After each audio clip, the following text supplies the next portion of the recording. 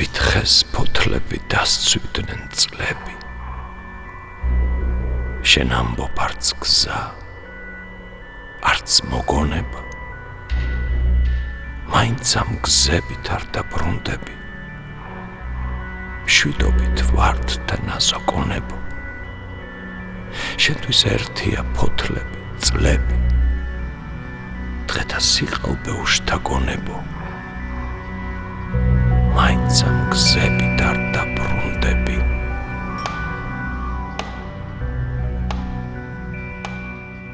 არავითარი პოეზია საიუბილეო საღამო ოპერის თეატრის თითქმის ცარიელ დარბაზში გაიმართა ციოდა სცენაზე კანცელარიის უსახური მაგიდა იდგა წითელმაუთ გადაფარებული რიგითი ღონისძიება მომხსენებლები მონოტონური ინტონაციით საბჭოთა პოეტის დანიშნულებაზე საუბრობდნენ ის კი მაინც მოზეიმე და ბედნიერი იყო მოგძალებით დგებოდა ფეხზე საზოგადოებას თავს უკრავდა თვალების სიხარულით უბწყინავდა ძნელი გასაგებია ხედავდა თუ ვერ ხედავდა სინამდვილეს დასასრულს იუბილარი მარტო გამოსულა შენობიდან სრულიად მარტო პოეზიად გადაქცეული ყოფიერების მიღმა ძალიან ძნელია პოეტის პირად ცხოვრებაშიც რეალურსა და წარმოსახულ შორის ზღვარის გავლება პოეტის სატრფოს კონკრეტული მიღება არ შეიძლება როგორც ბეატრიჩესა და ლაურასი შორს დაუსრულებელ სილაშვარდეში მოჩანს სათაყვანებელი ლანდი მუდმივად სასურველი და მუდმივად მიუღწეველი იდეალი უსხეულო ლანდი შორეულ ქალის გალაქტიონის მომავალი ბიოგრაფი შესაძლოა დანტეს ბეატრიჩეს და პეტრარკას ლაურას სახელებთან ერთად სერვანტესის დულსინიასაც მოიხსენიებს მწუხარე სახის რაინდის ირეალურ სატრფოს პოეტის ბიოგრაფია ხომ არა მარტო ზუსტი ფაქტებით არამედ ლიტერატორთა წარმოსახვითაც იწერება და საერთოდ როცა პოეზიაზეა საუბარი როგორ გავმიჯნოთ სინამდვილე და მითი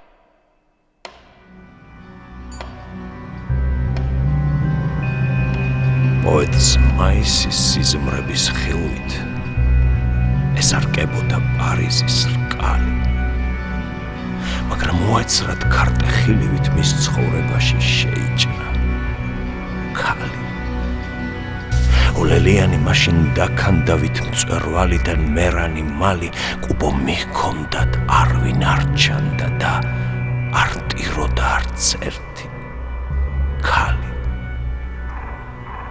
რაც უფრო შორს ხან ძირფასო დრო უფრო სავსეა გზა მგედებით და სიყვარულივით ვატერლო მოფენილია იმედებით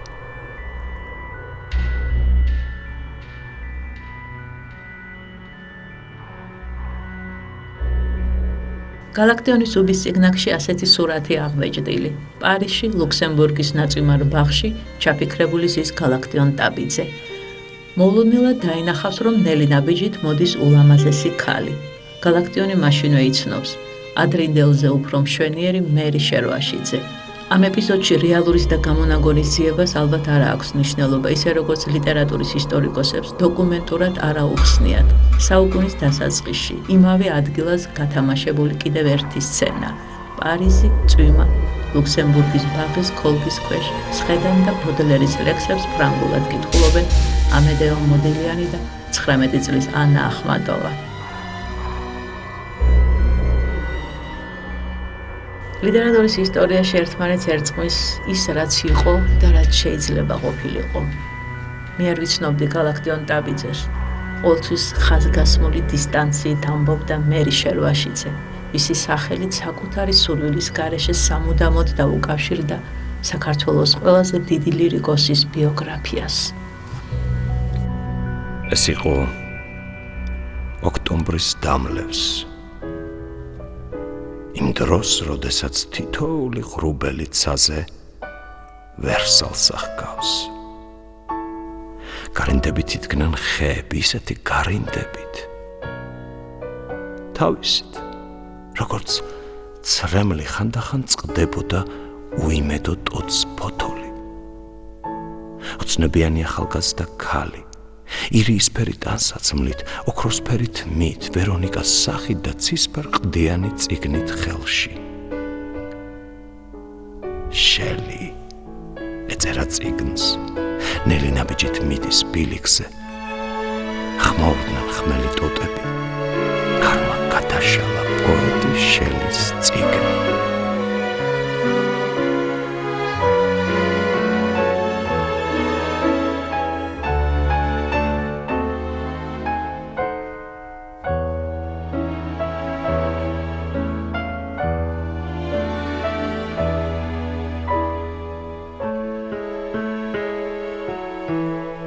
სახელი მერი მე არ გამომიგონებია. მერის ახტაცებაში მოჰყავს პუშკინი. მერი ერთ-ერთი საუკეთესო ტიპია ლერმონტოვისა და 1000 ფრანგული და ინგლისური რომანების გმირი ქალია მერი. ალექსანდრე ბლოკის მერი სიმბოლური სახებაა. ჩემი მერი რომანტიულია, მაგრამ რეალური და ცხადი. კრიტიკოსებს კი სურთ გააბან არარსებული კავშირი ჩემსა და ბლოკს შორის. ეს ლექსი დამოუკიდებელი ლექსია. მერი კი ალბათ არსებობდა. იყო ასეთი ქალი.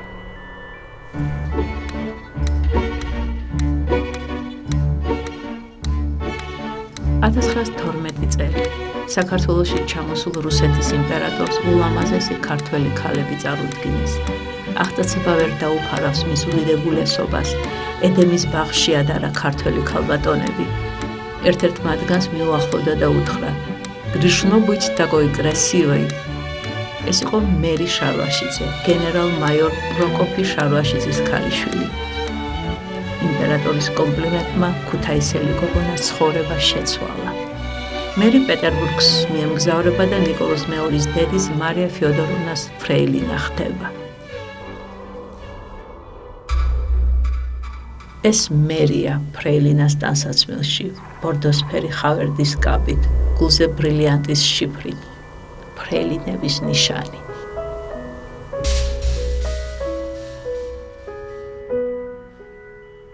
(1918 წელი. მერი და იმპერატორის ფლიგელ ადიუტანტი გიგუშა ერისთავი ქუთაისის მთავარანგელოზის ეკლესიაში ჯვარს იწერენ. შენ ჯვარს იწერდი იმ ხამეს მერი. კოლაუ ნადირაძე იგონებდა, რომ გალაქტიონი იმ დღეს ტაძარში არ შესულა. ეზოში იდგა კარიბჭესთან. ქალბატონი ბაბო დადიანის გადმოცემით გალაქტიონი როგორც სხვა წრისკაცი შეუძლებელია ერისთავების და შარვაშიძეების ჯვრის წერაზე ყოფილიყო. აკაკი ხინთიბიძე წერს, რომ გალაქტიონი მერი ჯვრის წერას ესწრებოდა ვალერიან გაფრინდაშვილთან და კოლაუ ნადირაძესთან ერთად. მერის უახლოესი ნათესავი ქალბატონი მარინა მხეიძე განმარტავს. მაშინდელი ქართული არისტოკრატიის ხელმოკლეობა ცნობილი ამბავია. მერის ქორწილში არც ხალხმრავლობა ყოფილა და არც ვინმე უცხო. სხვა ვერსიით გალაქტიონი იმ დღეს საერთოდ არ მისულა ტაძარში. არსებობს თარიღთა მკაცრი სიზუსტეც. ლექსი მერი ჟურნალში თეატრი და ცხოვრება 1915 წელს გამოქვეყნდა. მერი შერვაშიძემ და გიგუშა ერისთავმა კი 1918 წლის 1 მაისს დაიწერეს ჯვარი. აცდენილი თარიღები ალბათ პოეტის წინასწარმეტყველებას გამოხატავს. უფრო მეტიც, ვინ იცის, იქნებ ეს გალაქტიონის ქვეცნობიერი სურვილიც იყო. აუცილებელი მასალა მთავარი საგნისთვის, შთაგონებისთვის, როგორც შორი ხომალდების ცქერა. ჩვენს რომანტიკულად განწყობილ კითხვას კი გურწმელად აინტერესებს პოეტის პიროვნული განცდაა თუ არა ეს ტრიქონები და ჩურჩულებდა ტოტი ვერ ხვისა, რაზე ვინიცის მერი, ბედი რომელიც მე არ მეღირსა, ქარს მიყვებოდა როგორც ნამქერი. კითხველს სურს გაიგოს. მისი საყვარელი პოეტი, ფლიგელ ადიუტანტი გიგუშა ერისთავზე ბევრად ლამაზი, 27 წლის გალაქტიონ ტაბიძე, მართლა ტიროდა თუ არა მეფელირივით მიტოვებული იმ ღამეს, მერის სახლთან, შენი სახლი, მე სახლთან იქვე, ხონე მიხთილი მივაწე კედელს.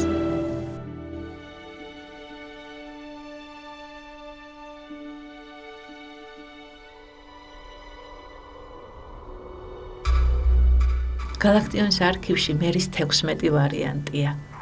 უზუსტესი გულმანით სრულყოფს ლექს გალაქტიონი, პირველი ვარიანტი. შენი მღამეს ჯვარს იწერდით ჩემო მშვენიერო მერი, ვინ აღწეროს შენი სახის მაშინდელი ელვა ფერი, ვინ ასახოს მისი იმჟამს უცხო გრთომა და იერი, მაინც ტურფა, მაინც სათნო და უზომოდ მშვენიერი. 16 მარცვლიანი საზომით 12 მარცვლიანით იცვლება. შენი მღამეს ჯვარს იწერდი ჩემო მშვენიერო მერი, ვინ აღწეროს შენი სახის მაშინდელი ფერი, ვინ ასახოს იმ ჟამადი გრთომა და იერი, მაინც ტურფა, მაინც სათნო, მაინც მშვენიერი და ბოლოს 10 მარცვლიანი საზომით ვირტუოზულად კონცენტრირებული სტრიქონები. შენ ჯვარს იწერდი მღამეს მერი, მერი მღამეს მაგ თვალთა კუდომა, სანდომიან ცის ელვა და ფერი, წუხარე იყოვით შემოდგომა. –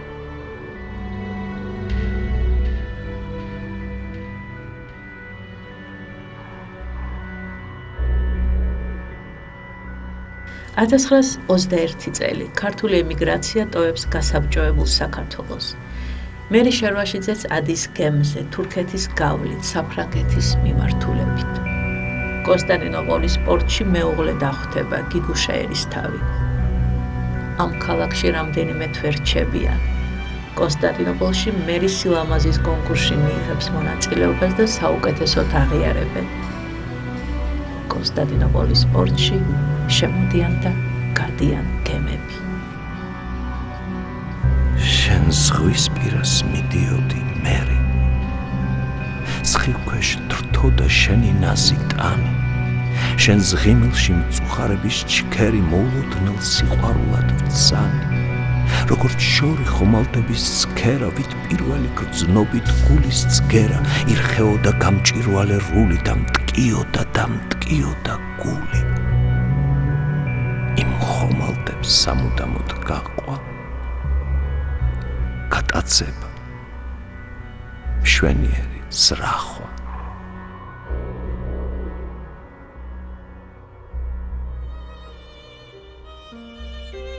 პარიზში ბულონის ტყესთან ახლოს, რუდელადურზე, პრესტიჟულ უბანში დასახლდა. ცხოვრებას თავიდან იწყებდა, წარსულიდან რამდენიმე ფოტო შემორჩა, რაც დაკარგა იმაზე არასდროს საუბრობდა. ეს მერია ბავშვობაში დებთან ერთად. ელენე, მერი და თამარ შარვაშიძეები.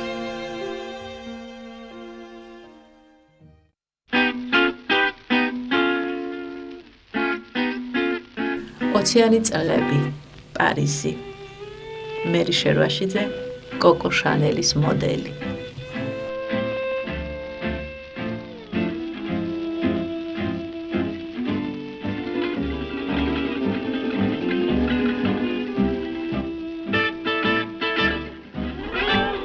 გალაქტიონის უბის წიგნაკიდან. ულამაზესი ქალი მერი შერვაშიძე, როგორც ახლა ისე წინათაც ატარებდა თავის პატიოსნებით სავსე ცხოვრებას. არც სუდად, არც კარგად. შორიდან იგი გაგიჟებით უყვარდა ერთ ახალგაზრდა ვაჟს, მაგრამ მერი ვერ გრძნობდა ამ სიყვარულს. ამბობდა, მე არ მეწოდინება ხალათი. გავთხოვდები ძალიან მალე. გავთხოვდები უმწიკლოდ და უნაკლოდ, ულამაზესი ქალი მერი შერვაშიძე აგრძელებს თავის პატიოსნებით სავსე ცხოვრებას.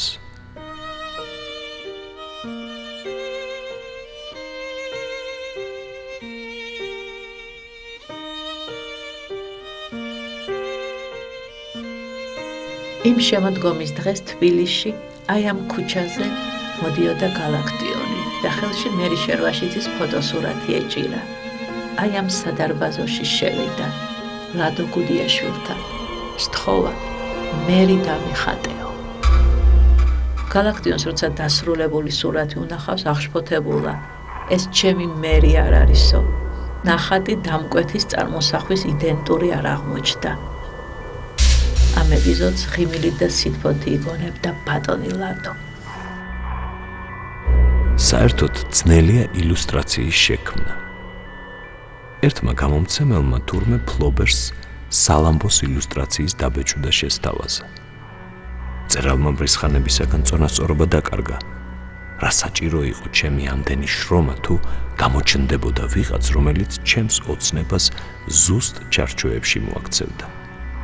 ნახატში ქალი ჰგავს ქალს, ესაა და ეს. ეს მაშინ, როდესაც წიგნში შექმნილი სახე აღვიძებს ოცნებას უამრავ ქალზე. და ერთადერთი ნაზი დარაჯი გადიფრენს თვალწინ აჩრდილი მერის არამქვეყნიურ უზუმდარათი გაიყოლიებს სულის სიბერეს.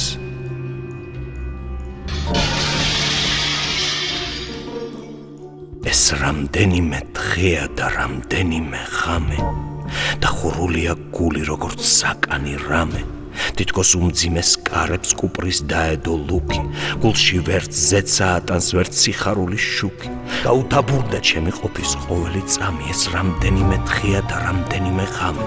მომეცალეთ კმარა, მხოლოდ სიკვდილი მინდა, არც პოეზია მატკბორს, არც მეგობრობა წმინდა. ეს რამდენიმე დღეა და რამდენიმე ღამე, არემიდამო შხამავს, ღრმა მწუხარების შხამი ჩამოიბუროს, ზეცა მისი აღარა მჯერა.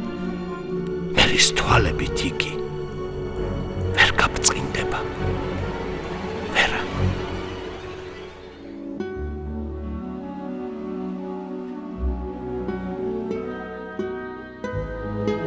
თავზე დამცქერის მერი შერვაშიძე, გიგოდია სამიძის ჟურნალიდან ამოხეული, ურია მხატვარმა 3 წელს რომ ხატა. ეს უკვე ტიციანის ტრიქონებია. ურია მხატვარში საველი სორინი იგულისხმება. საველი სორინის სტუდიაში რამდენიმე დღე პოზირებდა მერი შერვაშიძე, თეთრი გრძელი კაბით, ელეგანტური პოზით იჯდა სავარძელში. სორინმა ეს ნახატი საქართველოს უსახსოვრა, მაგრამ არავინ უწყის რა გზით და როგორ მერის ეს პორტრეტი მონაკოს პრინცის კოლექციაშია. მერის მეუღლე ადრე გარდაეცვალა. იგონებს ბაბო დადიანი, შვილი არ ყოლია, დიშვილებს დიდა. უკანასკნელად 1982 წელს ვნახე პარიზში, 87 წლის. ისევ წარმოუდგენლად მშვენიერი, სრულიად სახი გონებით და მეხსიერებით. მოგვიანებით მისი გარდაცვალების ამბავი შევატყობინე ჩვენს კათალიკოს პატრიარქს ილია მეორეს, რომელმაც პანაშვიდი გადაუხადა სიონის ტაძარში. ესე იგი მერის სულზე საქართველო მიზრუნა. ასე თითქოს ისევ დაგვიბრუნდა მერი.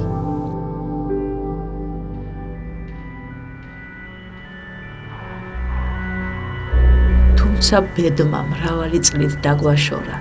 ძნელია გადმოცემა, როგორ მიყვარხართო ყველანი, როგორ ენატრებით ჩემს სულს თქვენ და ჩემი სამშობლო. აქ ჩემთვის ყველაფერი უცხოა, ხალხიც, ქვეყნებიც. და ჩემს დიშვილებზე შიში რომ არა დიდი ხნის დაბრუნებული ვიქნებოდი თქვენთან. მერი.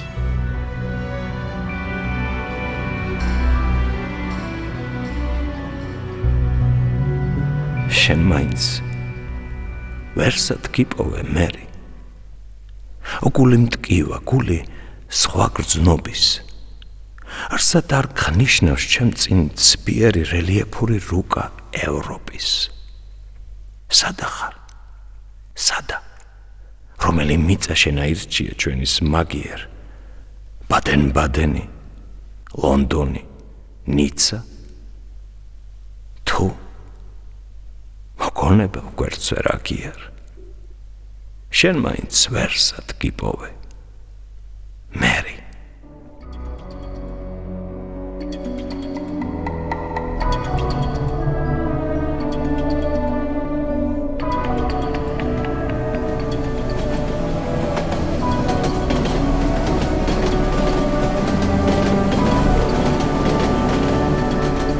მატარებლის ხმაური გიმნაზიელი გოგონას ოლია უკუჯავას ბედისწერის რიტმად იქცა. სულ სადღაც მიემგზავრებოდა, ხან თავისი სურვილით ქუთაისიდან მოსკოვში, მოსკოვიდან თბილისში, ხან იძულებით შუა აზიაში, იაროსლავში, ვლადიმირში, ორიოლში. ოლია სტეფანეს ასული ოკუჯავა. პარტიულ და სახელმწიფო მოღვაწეთა ოჯახიდან, კომუნისტური სულისკვეთებით. კომკავშირელი აქტივისტი მთავარ როლებს ასრულებს იდეოლოგიურ სპექტაკლებში, მაგრამ ყველგან და ყოველთვის გულწრფელია და ემოციური. დიდი შთაგონებით ეწევა მარქსიზმის, ლენინიზმის პროპაგანდას, იბრძვის შუა აზიაში ქალთა ემანციპაციისთვის, ჩადრის წინააღმდეგ და ასე შემდეგ და ასე შემდეგ. და სადღაც უკანასკნელ მატარებელზე აღმოაჩინა, რომ რაც სწამდა და რისთვისაც იბრძოდა, სიყალბე და აბსურდი იყო, ხოლო მისი ცხოვრების ყველაზე დიდი ღირებულება, როგორც თავად დაწერს, უდიდესი, ყველაზე ძვირფასი გენია და უგონო სიყვარული გალაქტიონია.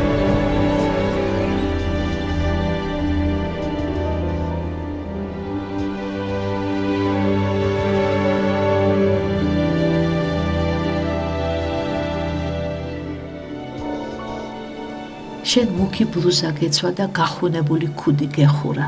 მხრებში ოდნავ მოხრილი ჩანდი. სახეზე გეწერა, რომ ცხოვრება ტანჯვად გადაქცეოდა. სხვებს არ გავდი და ამიტომაც ვიკითხე, ვინ არის მეთქი. მიპასუხეს, პოეტიაო. მას შემდეგ სულ შენზე ვფიქრობდი, ჩაივლით და აგედევნებოდი.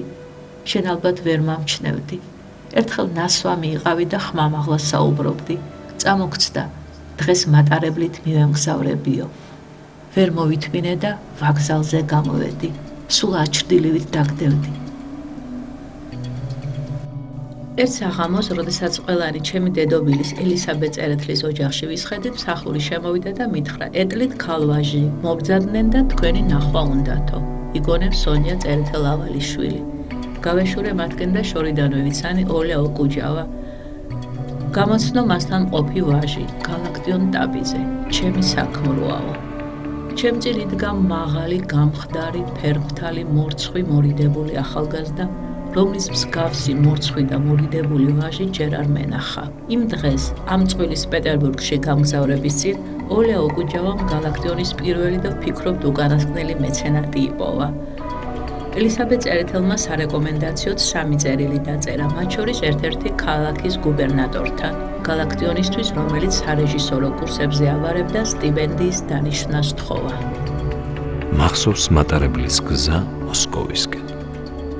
მე და ოლია მივიჩქაროდით დიდი ქალაქისკენ, როგორც ყოველგვარი შესაძლებლობებისაკენ. გზაში მოხდა ჩვეულებრივი ამბავი. ოლიას მხიარულმა, გულწრფელმა, გაურყვნელმა სიცილმა, მისმა ღია თვალებმა და თვალებით გამოხატულმა გრძნობამ, რომ იგი ქვეყანას ენდობა და მისი ნდობა ყველასადმი უსაზღვროა და 1000-მა რამე წვილმანებმა, რომელიც მომხიბვლელი ამ ქალში, რომელიღაც მგზავრი, როგორც მახსოვს, უბრალო ჯარისკაცი კი ნაღამ შეშლამდე არ მიიყვანა. დაიწყებოდა ჩემთვის ძველი ნაცნობი ისტორია. ოლია იწყებდა ჩემი მოთმინებიდან გამოყვანას, ის შეეცადა მატარებლის ბაქანზე ამ ჯარისკაცთან განმარტოვებას, რაც, რა თქმა უნდა, ჩემთვის სასიამოვნო არ იყო. მაშინ მე გავიხმე აბეზარი ჯარისკაცი და ჩუმად, ზრდილობიანად ვუთხარი, რომ თუ ამ საათში არ აბარგდება ამ ვაგონიდან, შეიძლება სანანებლად გაუხდეს საქმე. ოლია ბავშვია. ვუთხარი მე მას. თქვენ არ იცნობთ მას. არ იცით რა შედეგი მოჰყვება თქვენს თამაშს. მაშასა და მე გთხოვთ.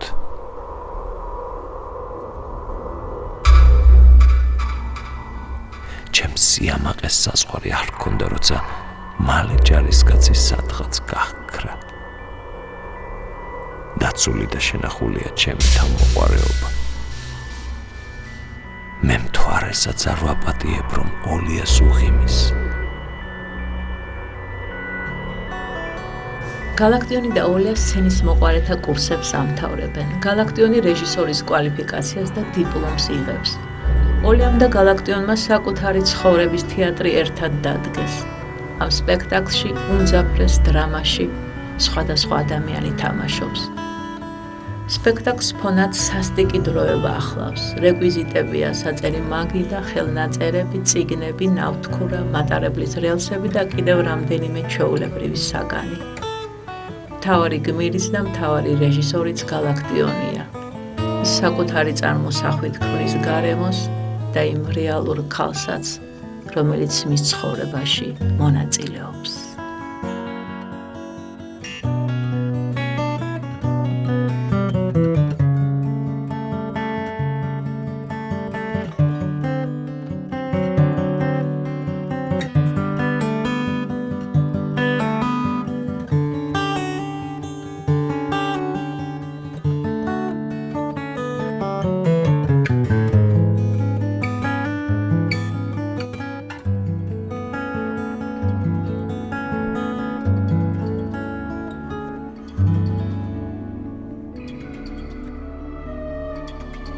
სადახარ ოლო, ისე მინდა ახლა შენს ახლო ვიყო, შენს სუნთქვას უგრძნობდე. საშინელი მარტოობა, რაუსაზრო უთვისტომობა. ობსკურული მიდგას წინ და მიპირებს შთანთქმას. მე შინია ოლო, ხვალინდელი თხე არ ვიცი ჩემთვის როგორ იქნება. ოლო, თუ სალდათად წამიყვანეს შენ გეწყინება რა? მე მგონია შენ ერთადერთი არსება ხარ მთელ ქვეყანაზე, რომელსაც ჩემი უბედურება გულს ადგენს. რაც შენ წადი, რაღაც საშინელმა სიცარიელემ მოიცვა მთელი ჩემი არსება. როდესაც მწარე ფიქრები და სევდიანი სასოწარკვეთილი განწყობა შემიფხრობდა, მოვქროდი შენსკენ, თუმცა არც შენგან მესმოდა დამამშვიდებელი საუბარი, მაგრამ უბრალო სიახლოვე საკმარისი იყო ჩემთვის. ჩემს გულს საშინლად სწამლავდა შენიანებთან ყოფნა. გრძნობდი, რომ ყველა გულში დამძინოდა, რომ რაღაცნაირი სიცივე შემომქონდა თქვენს სახლში. მინდოდა მეყვირა, რომ არავინ მსურს შევაწუხო, მხოლოდ ოლეასთან ყოფნა მინდა მეთქი. ოკინ, მითხარი გიყვარ ვარძელებურად. რას ისა მოვკინ მე რომ მოვკვდე? მაგალითად მოკვდათ აღარა ქვეყანაზე გალონი. მოკვდა საწყალი გალონი და დაასაფლავეს რას ისა მაშინ. მოხდა ისე, რომ მე მოკვდი სათხად შორს ცივ ქვეყანაში, ან ვარ მკვდარი საზიზღარი სამარცხვინოს სიკვდილით, მოკვდა გალონი ძაღლივით, რას ისა მოვკინ. იტირებ თუ არ იტირებ, ჩემო ძვირფასო, ერთადერთო მეგობარო, ერთადერთო ნუგეშო და დიდო ადამიანო, ჩემო ოლკინ, ჩემო პატარა ოლკინ, ნუ რასოდეც ცუც ნუ გაიფიქრებ ჩემზე. გალონმა შენ ბევრი გაწყენინა, მაგრამ გალონი ცუდი ბიჭი როდი.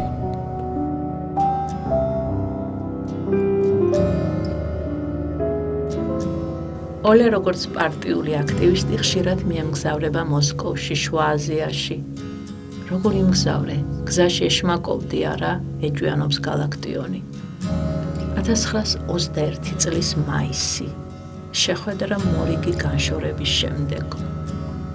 ოლე რატომღაც სახლში არ ბრუნდება და მეუღლე მის სანახავად ოკუჯავებთან მიდის. მე მას ვაკოცე. იგი ამას არ მოელოდა და დაიბნა.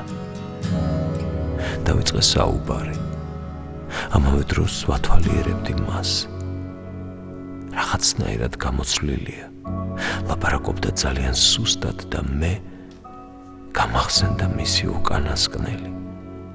სხვისი ხელით მოწერილი წერილი მოსკოვიდან, რომ ძლიერ ავად იყო.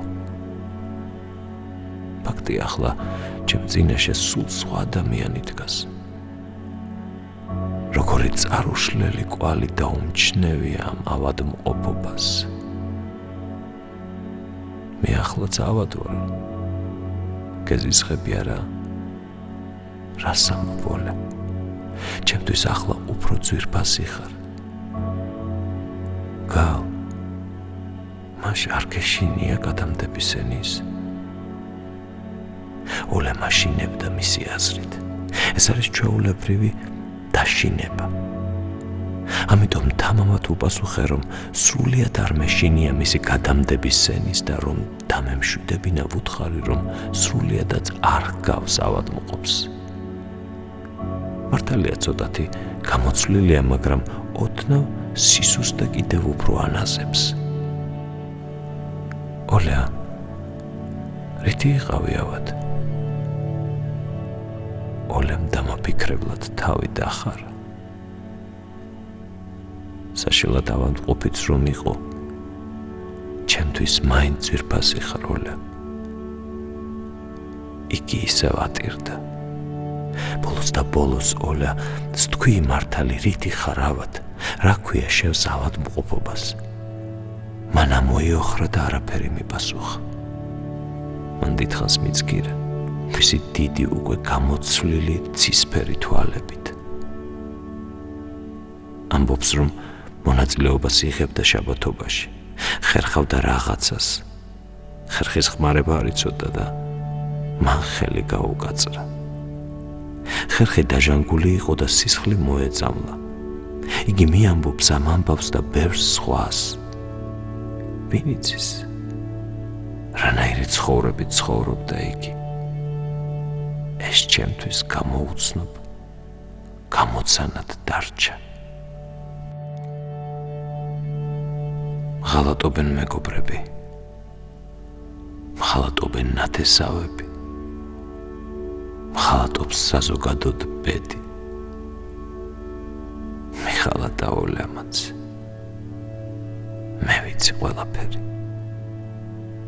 მაგრამ არასდროს ამ სიტყვებს არ ვეტყვი. ოლკინ, მე ვისრუნებ შენთვის, რომელიც ასეთი შებრალებით მიყვარხარ. შენ მიხალატე, როგორც მიხალატა ყველა. გალაქტიონ დაბიძე კი თავის თავს არ უღალატებს.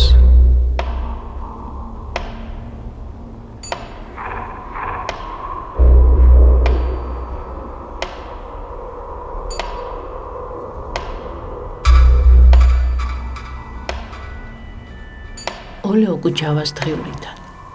შიში მიმყრობს. ვაი თუ ყველაფერი ისე ვერ არის, როგორც საჭიროა.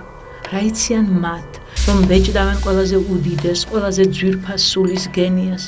ნუ თუ გაიგებენ, ნუ თუ ჩასწვდებიან მას მკითხველები.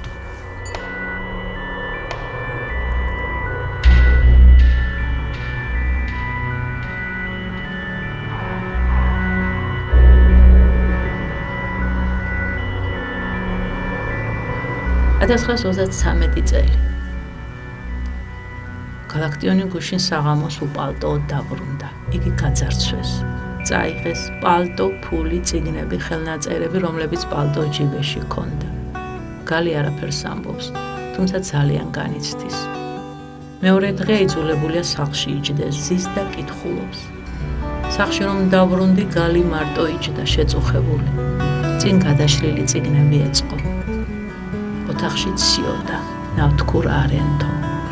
მან ისე გაიხარა ჩემს დანახვაზე, როგორც პატიმარმა, რომელსაც დიდი ხანი არ უნახავს არც დღის სინათლე, არც ნაცნობები და ეს არის მიიღო მისი უახლოესი ადამიანის ნახვის უფლება. ავანთე ნავთქურა. ყოველთვის როცა დაჰბერავს ქარი დანის მთებისას გაიფეს აფრად ვერ ხვის ფოთოლთა თეთრი ლაშქარი აშრიალდება უშორეს ზღაპრად ვერ ხვის ფოთოლთა თეთრი ლაშქარი მე არავის არ გავცლიერთ ძვირფას ყველაზე უფრო ძვირფას ადამიანს ოლას მზეოთი ბათვისა მზეოხთი შობელო ლოცვად მოყრილი გრალს შევედრები იგი ვინც მიყვარდა დიდი სიყვარულით ბრთებით დაიფარე ამას გევედრები ტანჯვა განსაცდელში თვალნი მეურიდნე სული მოულინე ისევ მშვენიერი ხანმა უნდობარმა გზა რომ შეეხება უხვად მოიტანა სისხლი და ცრემლები ცაფრი კარტეხილი მას ნუ შეეხება მზეოთი ბათვისა ამას გევედრები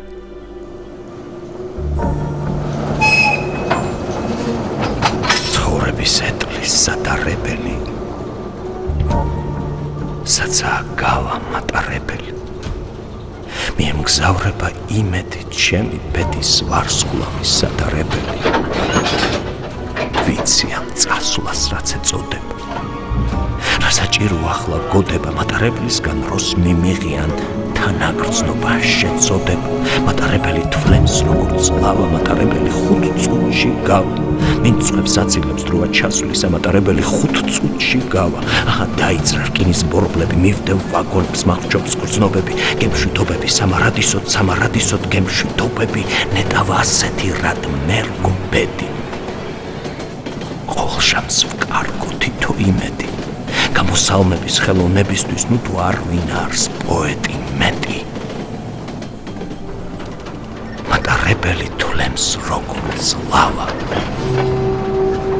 მატარებელი 5 წუთში გავა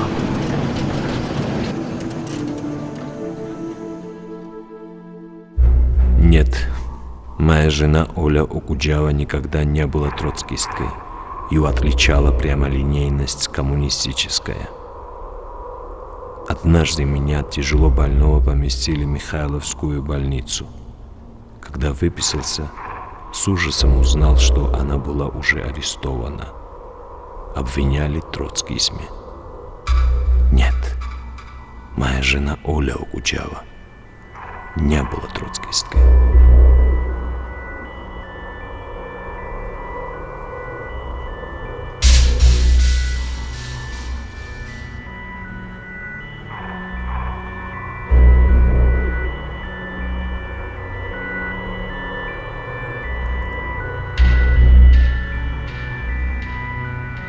მიხეილ ჯავახიშვილი გალაქტიონ დაბიძეს. ძმაო გალაქტიონ, მოულოდნელად წახვედით თბილისიდან. ვეღარ მოვასწარი შენთან დაწვრილებით მოლაპარაკება. გიგზავნი ჩვენი ჯგუფის დეკლარაციას. შენიანად 14-ნი ვიქნებით. დარწმუნება აღარ გინდა გალაქტიონ. ერთმანეთი უნდა გავიტანოთ ყველგან და ყველაფრით. თორემ უპატრონო ქათმებივით შეგვჭამენ. მეტი გზა აღარ არის. ეპოქის ნაბიჯს უნდა ავყვეთ. მეტი გზა აღარ არის გალაქტიონ.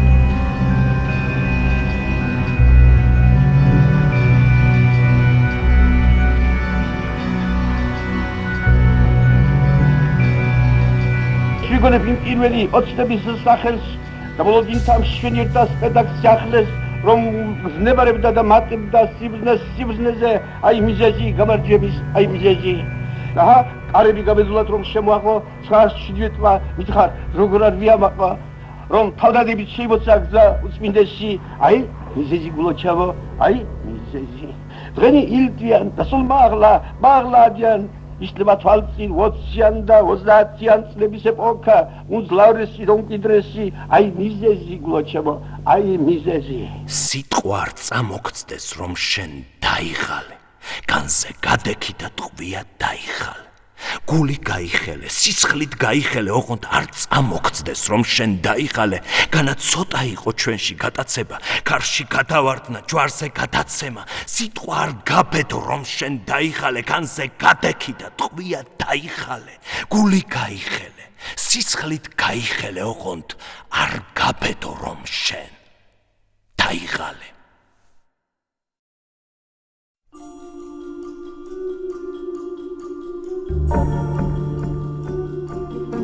ჩემო უგონო სიყვარულო, გეხვევით და კოცნით შენ და შენს ლექსებს, როგორ თავდავიწყებით მყარები ხართ თქვენ.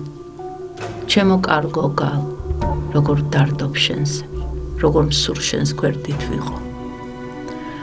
4 ივლის მივიღე შენი გამოგზავნილი 300 მანეთი. მე რიდებამდეს რომ მიგზავნი. შენ კი ალბათ ვარს ამბობ ყველაფერზე, აუცილებელზეც კი და ეგების ჩემი გულისთვის შიმშილო კიდეც. მინდა მოგეხვიო და უჩუმრად დავჯდე შენს გვერდით. ჩემო კარგო გალ. გთხოვ მხოლოდ ერთს, გაუფრთხილდი ჯანმრთელობას. მე გთხოვდი შენ ჩვენებოდი შინაგან და ნერვიულ დაავადებათა ექიმს. არა, უბრალოდ კი არ ჩვენებოდი, არამედ გაესინჯე მათ, სერიოზულად გემკურნალა. გაქვს კი თავის დროზე საჭმელი, სუფთა ჩასაცმელი, თეთრეული და ყველაფერი, რაც აუცილებელია. პატარა ბავშვი ვითხარ, სრულიად ვერ ერკვევი პრაქტიკულ საკითხებში. გალ, ცრემლებს ძვლის ვიკავებ, როგორ უგონოდ მყარები ხარ. კარგად დაიხსომე, ოლია შენი სიყვარულით არასდროს დაიღლება. მოგწერ და მოგწერ ბარათებს, სანამ ცხოვრების ქარიშხალი სამუდამოდ არ დამიხუჭავს თვალებს. 1929 წელი. პატიმარი ოლე ოკუჯავა საბარგო ვაგონით პატიმართა ეშელონით ვლადიმირიდან ორიოლის ციხეში ყველაზე სასტიკ პირობებში გადაჰყავთ. განსაკუთრებული მეთვალყურეობის ქვეშაა. 1941 წელი. ლავრენტი ბერია მიმართავს სტალინს, რომ საბჭოთა კავშირსა და გერმანიას შორის დაწყებული ომის შესახებ პატიმართა ერთი ნაწილი ძირგამომთხრელ ანტისაბჭოთა აგიტაციას ეწევა. ბერია აგზავნის 170 კაციან სიას, რომლებიც მისი სიტყვებით მხილებულნი არიან ტერორისტული, ჯაშუშურ-დივერსიული და კონტრრევოლუციური საქმიანობისთვის. შინაგან საქმეთა კომისარი ბერია აუცილებლად თვლის ამ 170 ადამიანის სასწრაფო ლიკვიდაციას.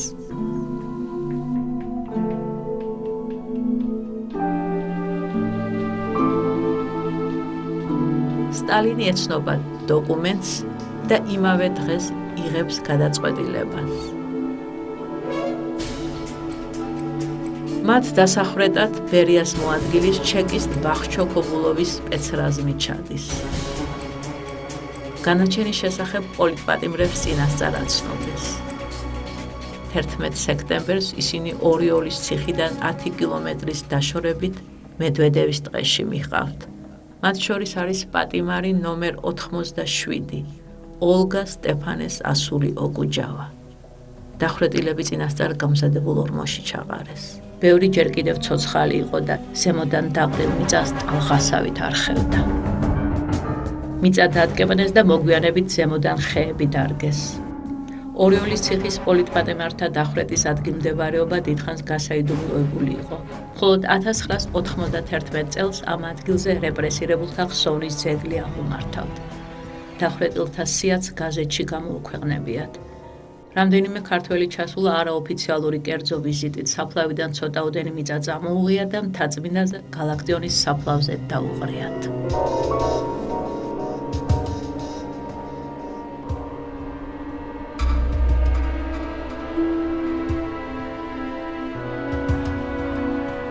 ოლე ჩემი მეუღლეა. აგვისტოში ვიქორწინეთ. ბიძიანმა რო ნახა მითხრა იგი სტრანაია. ოლეა, რატომ მაწვალე ფასე? რომ მეჩხუბები. ხომ იცი შენს მეტი არავენ მყარებია და არც მეყვარება. მარადი შენი გალაქტიონ დაბიძე.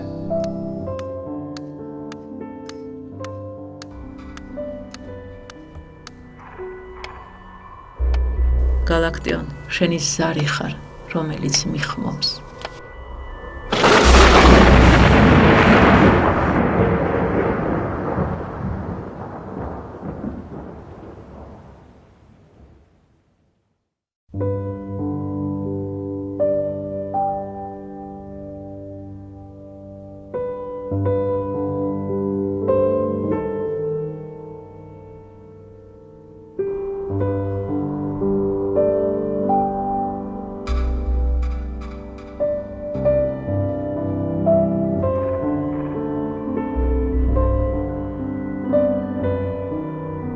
როდესაც გალაქტიონ ტაბიძის სიყვარულის საგანზე საუბრობდა, ერთმა ბიოგრაფმა საილუსტრაციოდ პოლ ვალერის სიტყვები მოიტანა. ქალებისადმი ტრფიალი სიყვარულის იდეალებს შესწირაო. იდეალი რეალობა, ამბობს ჰეგელი. წმინდა ნათელში ამბობს ჰეგელი. წმინდა ნათელის დიად ბადეში ისე ცოტაა გასაგებელი, წერს გალაქტიონი.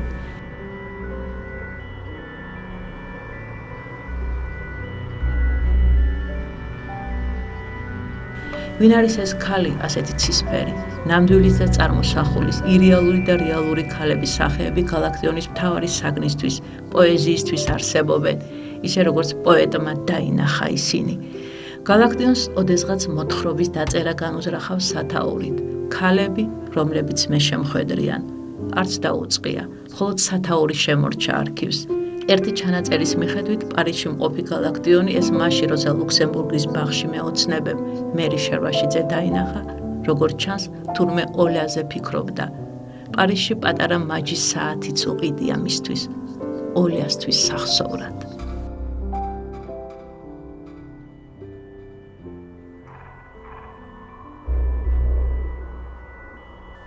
ლერმონტოვის ჩვენი დროის გმირი. ლამას ქალზე შენ ისე ლაპარაკობ, როგორც ინგლისურ ცხენზე, მითხრა გრუშინსკიმ. ჩემო კარგო, მიუგემე, სხვაგვარად ცხოვრება ნამდვილად სასაცილო მელოდრამა იქნებოდა. თანამედროვეთა გადმოცემით გალაქტიონს არავისთან და არასდროს არ უყვარდა ქალებზე საუბარი. მისი ჩანაწერები უბისწიგნაკებში სავსეა გროტესკით, კონკრეტულობით, ირონიით. ასახელებს გვარებს, სახელებს, ვინ შეხვდა, ვინ რა უთხრა და არც ერთი ფრივოლური ჩანაწერი ქალზე. ეს მისთვის საკრალური თემა, საკუთარი წარმოსახვის სიმართლით აღქმული.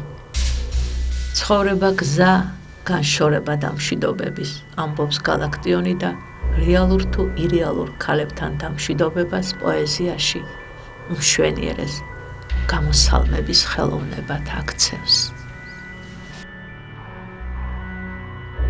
ახლაც აქ ვარ, ძველის ძველო, მდგარო დროთა ზემო, საყვარელზე საყვარელ, მოგონება, ჩემო.